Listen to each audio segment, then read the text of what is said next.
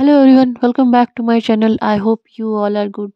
आज मैं एप्पल्स का पेंटिंग बना रही हूँ और मैंने ये एक्रोलिक कलर का यूज़ किया है।